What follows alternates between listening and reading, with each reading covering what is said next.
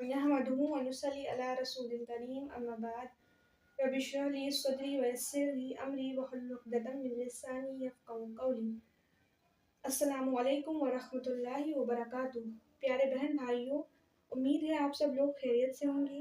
जैसा कि आप लोग जानते हैं कि हमारा अरबिक ग्रामर का कोर्स चल रहा है। हमारे 1 एपिसोड और 2 एपिसोड कंप्लीट हो गए हैं। अब ये हमारा 3rd एपिसोड है। जैसा कि हम जानते हैं कि पिछली वाली क्लास में हमने बेसिक टर्म्स में हुरूफुल हिज्जा पढ़ा और हरकत के बारे में देखा और अलिफ और हमज़ा में फ़र्क जाना। उम्मीद है कि आपने उस क्लास को देखा होगा और समझा होगा। अगर आप में से किसी ने उस क्लास को नहीं देखा है, तो सबसे पहले जाकर के आप उस क्लास को देखिए और उस क्लास का लिंक आपको डिस्क्रिप्शन में मिल जाएगा। और उस वीडियो को शुरू से आखिर तक देख लीजिए और सवाब की नीयत से वीडियो को ज़्यादा से ज़्यादा शेयर कीजिए।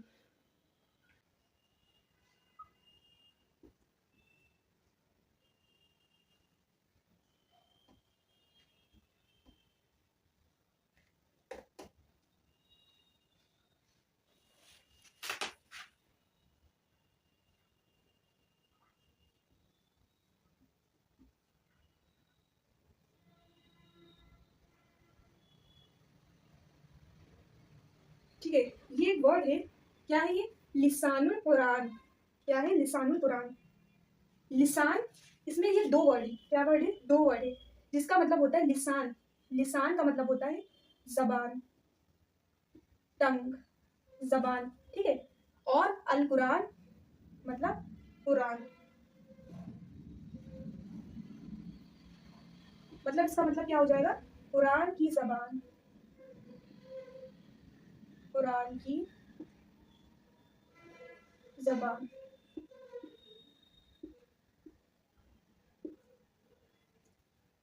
Language of the Quran.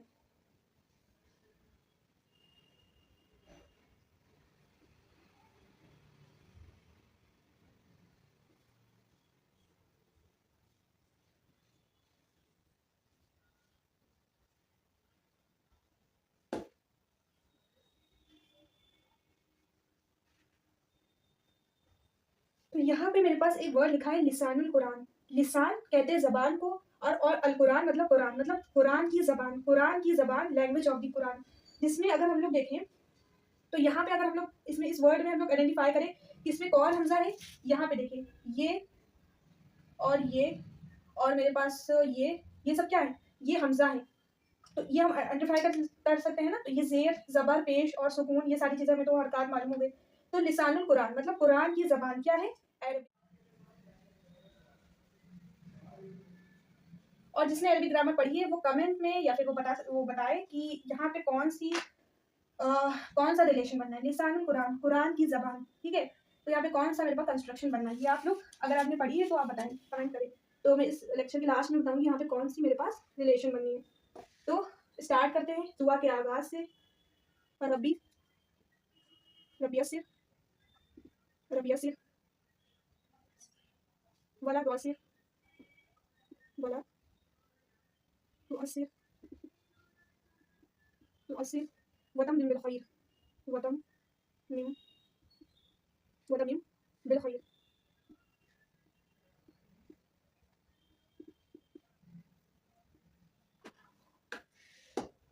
रब्बी यस्सिर वला तुअस्सिर वतम्मिम बिल खैर। इस दुआ से हम अपने कोर्स का आगाज करते हैं। रब्बी, अब आपने क्या करना है, इसमें हरकतों में देखना है कि हमने ज़बर, ज़ेर और जो सुकून, ये सारी चीज़ तो हमने समझ ली, अलिफ और हमज़ा को समझ लिया। अब यहाँ पे एक चीज़ देखें कि यहाँ पे क्या आई है? ये तशदीद, ये जो तशदीद आई है। ठीक है? अब जब आगे आप पढ़ेंगे तो वो आपको खुद ही पता चल जाएगा। तो यहाँ पे अगर हम लोग इसका तर्जुमा करें तो रब्बी, रब्बी का मतलब ए मेरे रब। देखें अरबिक ग्रामर की खूबसूरती देखें। ये एक वर्ड है, क्या है? रब्बी। लेकिन इसका तर्जुमा क्या हुआ है? 3 वर्डों में, 3 अल्फाज में। ए पहला, मेरे दूसरा, रब, 3 अल्फाज में। तीन वर्ड्स में इसका तर्जुमा हुआ है, रब्बी ए मेरे रब। और ये कैसे हुआ है? ए मेरे रब। अब यहाँ पे क्या है? रब्बी का मतलब रब, इतना हमें मालूम है। लेकिन ये ए और मेरे कहाँ से आया? ये कहाँ से आया? ये जब हम पूरी अरबी ग्रामर पढ़ेंगे और जब आगे धीरे धीरे पढ़ेंगे तो आप खुद आइडेंटिफाई करेंगे, खुद आप बोलेंगे कि वहाँ पे ए कैसे आया और मेरे कैसे आया। ठीक है? तो रब्बी का अभी आप इतना ध्यान रखिए कि रब्बी का मतलब होता है ए मेरे, तीन लेटर, ए मेरे रब। यसिर, यसिर तू आसान कर दे, तू आसान कर दे, आसान कर दे, आसान कर दे। वह और ला, ला तो अस्सिर, वला तो अस्सिर, ला तो अस्सिर, मुश्किल ना कर, मुश्किल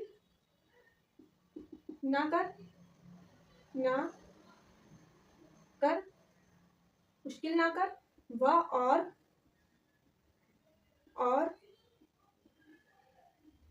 तमिल बिल खैर, मुकम्मल कर दे या मुकम्मल फरमा दे, मुकम्मल फरमा दे, फरमा, मुकम्मल फरमा, बिल खैर, खैर के साथ, खैर के साथ। रब्बी असिर, ए मेरे रब, यसिर तू आसान कर दे, वला तो असिर और मुश्किल ना कर, वतम बिल खैर और मुकम्मल फरमा दे खैर के साथ। कि हमारे कामों को, जो हम जिस काम की हम शुरुआत करने जा रहे हैं, जिस हम कोर्स की शुरुआत करने जा रहे हैं, ए हमारे रब उस कोर्स को और उसको सीखने वाले भाई बहनों को, उनकी मुश्किलातों को, उनकी जो रास्ते हैं उनको आसान कर दे और उसमें कोई मुश्किल ना कर, और हमारे इल्म में और हमारे और मुकम्मल कर दे, और मुकम्मल कर दे खैर के साथ, खैर के साथ।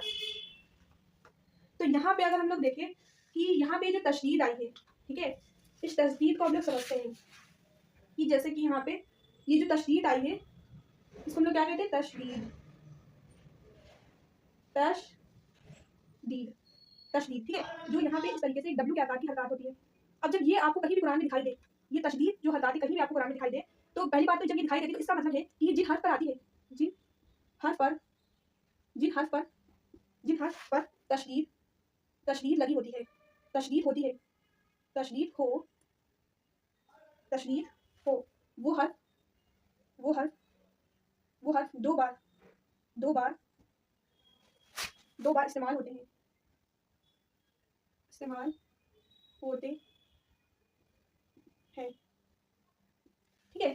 तो जिन हर्फ पर क्या लगी होती है, तशदीद लगी होती है, जैसे यहाँ पे रब्बी पर तशदीद लगी है, तो जिन हर्फ पर तशदीद हो वो हर्फ दो बार इस्तेमाल होते हैं। जैसे कि फॉर एग्जांपल ये रब्बी को लेते हैं, ठीक है।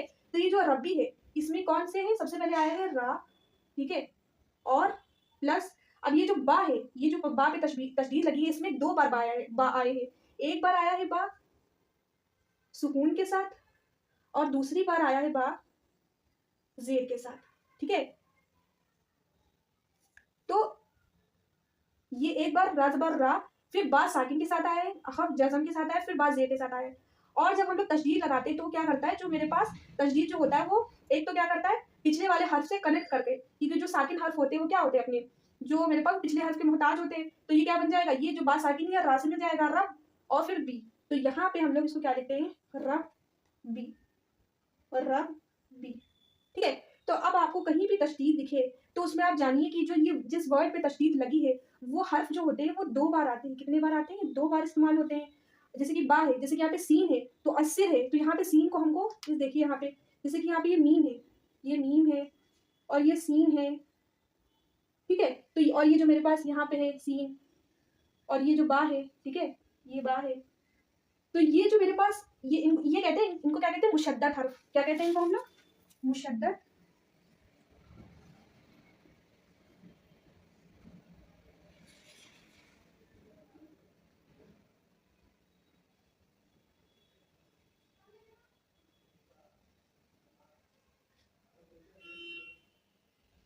मुशद्दद,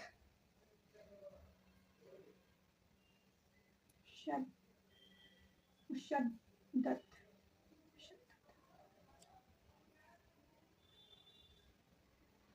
ठीक है। ये कौन से हर्फ कहलाते हैं, ये मुशद्दद हर्फ होते हैं, ठीक है। कौन से हर्फ होते हैं, मुशद्दद हर्फ। तो जिसपे तशदीद लगी है वो हर्फ मेरे मुशद्दद हर्फ कहलाते हैं, और इनके अंदर जो ये वर्ड होती है दो बार आते हैं। जैसे बा दो बार आए हैं, एक बार बा साकिन के साथ और एक बार उसकी हरकत, जिसके ऊपर हरकत लगी उसके साथ। इसी तरीके से सीन भी दो बार आया है, यहाँ पे भी सीन दो बार आया है, यहाँ पर भी मीम दो बार आया है, एक मीम साकिन के साथ और दूसरा मीम उसके ऊपर जो हरकत लगी वो उसके साथ। तो ये समझ में आया आपको? ठीक है, अब यहाँ पे देखें, जैसे कि यहाँ पे हम देखते हैं, अब ये इतना आइडेंटिफाई हो गया हम लोगों को। अब यहाँ पे हम लोग समझते हैं कि मुतहर्रक किसको कहते हैं, मुतहर्रक। ठीक है, हमने हमजा अलिफ में फ़र्क समझा, हमने हरकत को देखा, हमने डबल हरकत को देखा जिन्हें तनवीन कहते हैं, हमने इस वर्ड को समझा, हमने एक प्यारी दुआ से अपने कोर्स का आगाज़ करा, हमने उसके अंदर वर्ड टू वर्ड तर्जुमे करे और हमने उसमें देखी जो तशदीद आई उसके बारे में हमने समझा। अब हमारा जो नेक्स्ट है मुतहर्रक इसको कहते हैं। ये बेसिक है, इन बेसिक टर्म्स को समझना ज़रूरी है। अरबिक हमारी स्टार्ट हो गई है, ठीक है।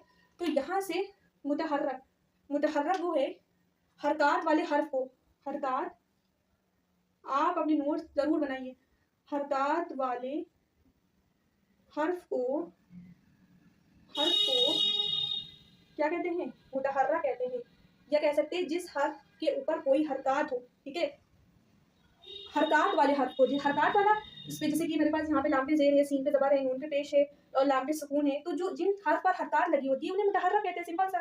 जैसे फॉर एग्जांपल मेरे पास यहाँ पे है बा पे ज़बर है ना, और यहाँ पे ता पे ज़ेर, और यहाँ पे मेरे पास सा पे पेश, तो इनको हम लोग क्या कहेंगे, बा मुतहर्रक, ता मुतहर्रक, सा मुतहर्रक। मतलब वो हर्फ, वो हरकत वाले हर्फ या जिन हर्फ पर हरकत लगी होती है उन्हें मुतहर्रक हर्फ कहते हैं। इनको जैसे कि यहाँ पे बा मुतहर्रक, ता मुतहर्रक, सा मुतहर्रक, खाली लिखा हुआ है ता, उसमें कोई हरकत नहीं लगी है तो वो खाली हर्फ है, उसको हम लोग मुतहर्रक हर्फ नहीं कहेंगे। तो मुतहर्रक इसको कहते हैं जिसपे हरकत लगी होती है। आप इसका स्क्रीनशॉट ले सकते हैं या तो इसे नोट कर सकते हैं।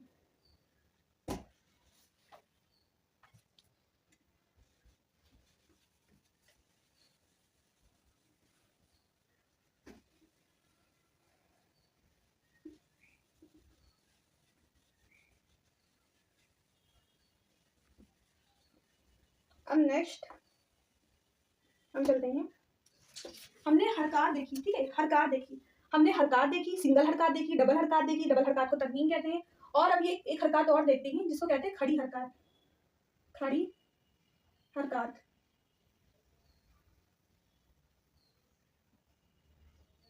खड़ी हरकत से मुराद जैसे कि यहाँ पे है खड़ा जबर, खड़ी जेर और उल्टा पेश, ये हमें कुरान में मिलता है ना, खड़ा जबर, खड़ी जेर, उल्टा पेश। इसका बेसिकली से मुराद क्या है, ये कुछ नहीं है, ये बेसिकली मेरे पास जो होते हैं, अगर हम इनको देखें तो ये किसके बराबर होते हैं, किसके मुकाबिल होते हैं। ये जो मेरे पास खड़ा जबर होता है वो जबर प्लस अलिफ को मिलाकर, ठीक है, जबर और अलिफ, मतलब अगर अलिफ से पहले कोई हर्फ पर जबर लगी है, अलिफ आया है और अलिफ से पहले अगर कोई हर्फ आया है उस पर जबर लगी है, तो वहां पे वो जो मेरे पास एक कायदा बनता है, वो तजवीद का कायदा, वो कौन सा कायदा बताएंगे, तो वो बेसिकली किसके कायम मुकाम होता है, खड़ा जबर के कायम मुकाम होता है। और अगर खड़ी जेर देखें तो वो होती है जेर प्लस या, किसके, जेर प्लस या इक्वल्स टू खड़ी जेर, ऐसे समझे। जो खड़ा जबर है वो जबर प्लस अलिफ इक्वल्स टू खड़ा जबर, और जेर प्लस या इक्वल्स टू खड़ी जेर। और जो उल्टा पेश है वो होता है मेरे पास पेश प्लस वाव। जैसे कुरान में आया है आमन आमन आमन बिही और हमल।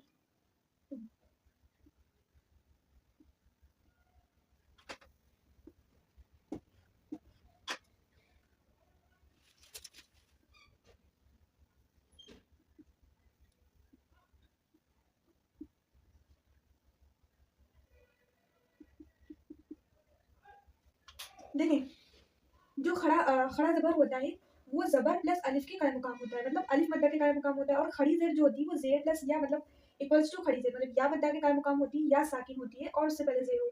और जो उल्टा पेश होता है वो पेश प्लस वाव मद जो होता है वाव मद के कायम मुकाम होता है। तो जो मेरे पास अरबी मुशफ होते हैं, कौन से, अरबिक, या कह सकते हैं जो अरबिक मुशफ है, मुशफ, सऊदी मुशफ और पाकिस्तानी मुशफ।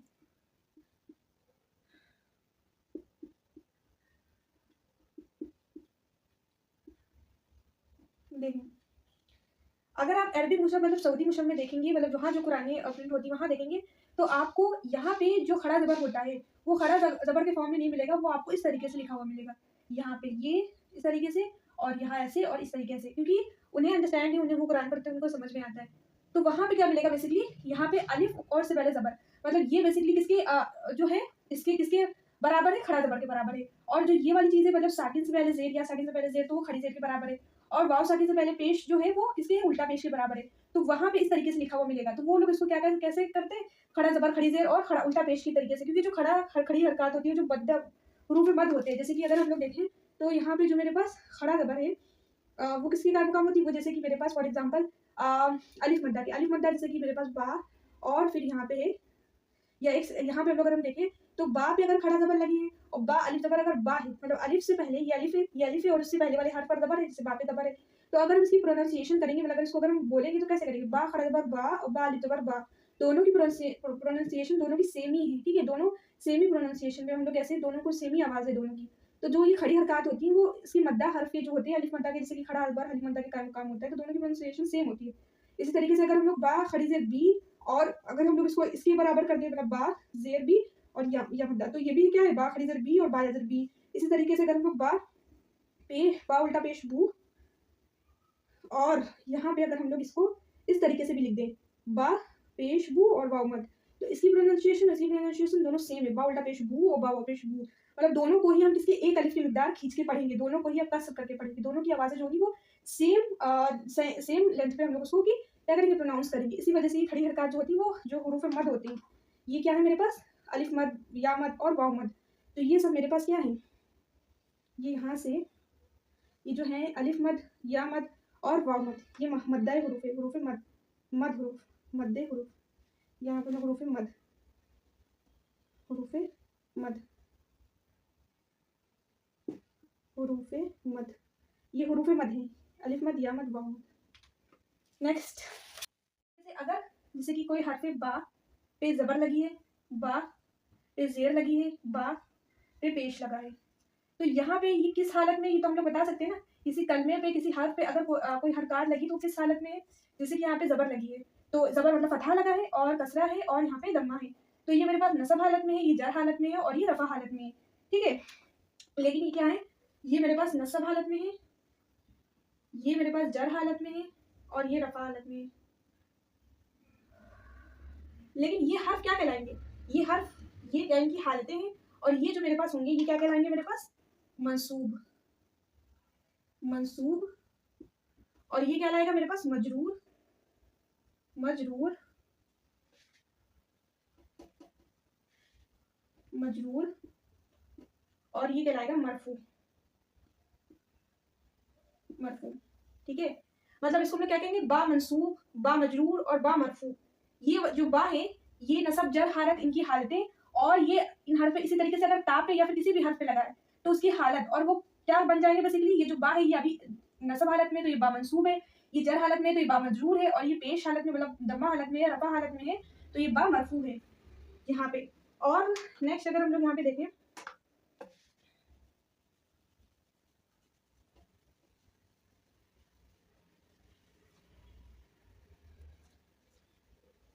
अगर हम लोग अगर देखें हम लोग इंग्लिश में,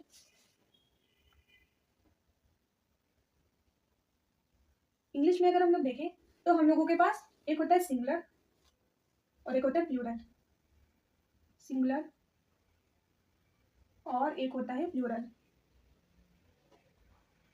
अगर कोई चीज सिंगल है जैसे कि आ पेन आ बुक तो वो सिंगुलर है, और अगर बहुत सारे हैं मैनी पेन मैनी बुक्स तो है ना, तो एक से ज्यादा है तो वो प्लूरल में कंसीडर की जाती है।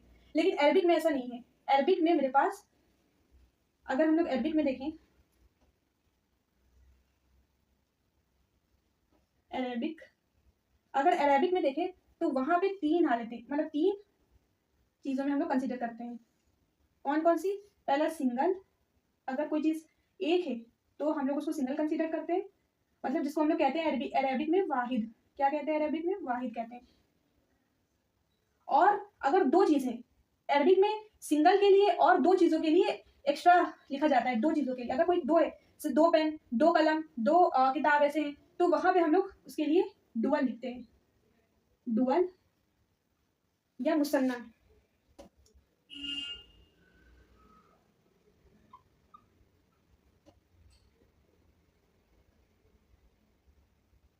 मुसन्ना, डुअल दो चीज़ों के लिए।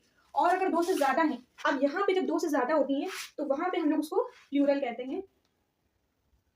यहाँ पे अरेबिक में हम लोग उसको क्या कहते हैं, प्लूरल प्लूरल कहते हैं, या इसको हम लोग, इसका अरेबिक नाम जो है वो क्या है, जमा, क्या, जमा, ठीक है।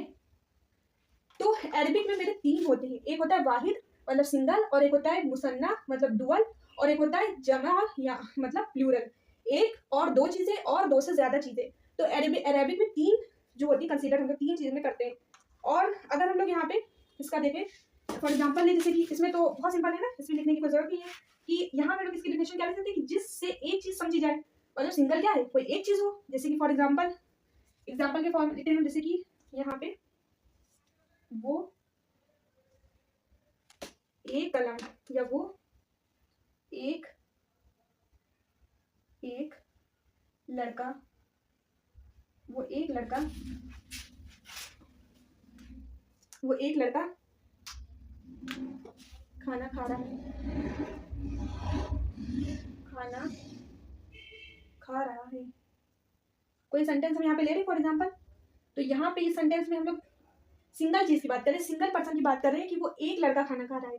इसमें हम लोग क्या कह सकते हैं कि वो दो मुसन्ना, मुसन्ना से मिसाल की कोई दो चीज की अगर हम को समझी जाए, वो मुसन्ना जिससे दो चीजों को समझा जाए, जैसे कि वो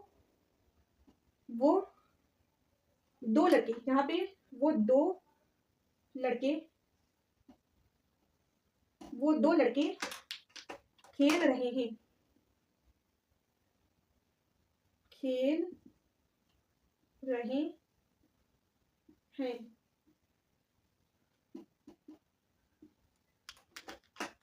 तो यहाँ पे दो चीजों की बात कर रहे हैं, ठीक है, तो ये क्या कहलाएगा, मुसन्ना कहलाएगा, मुसन्ना हो गया, ठीक है। और अगर हम दो से ज्यादा कहेंगे तो हम इसको क्या समझेंगे कि जब जिससे दो से ज्यादा चीजें समझी जाए वो जमा होता है।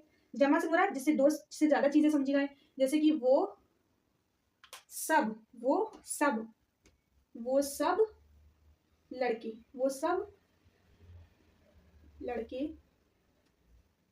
वो सब लड़के खाना खा रहे हैं।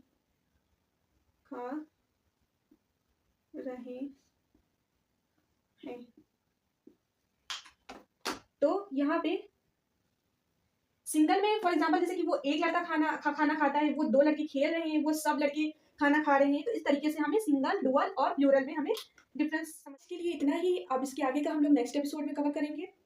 तो मुझे उम्मीद है कि आपको ये क्लास अच्छे से समझ में आई होगी। अगर आपको इस क्लास से फ़ायदा हुआ है तो अपने दीनी भाइयों और बहनों में इसे शेयर कर दीजिए। तो इंशाअल्लाह ताला अब अगले क्लास में आपसे मुलाकात होगी। सुब्हानकल्लाहुम्मा व बिहम्दिका अशहदु अन ला इलाहा इल्ला अंता अस्तगफिरुका व अतूबु इलैक। अस्सलामु अलैकुम व रहमतुल्लाहि व बरकातुहू।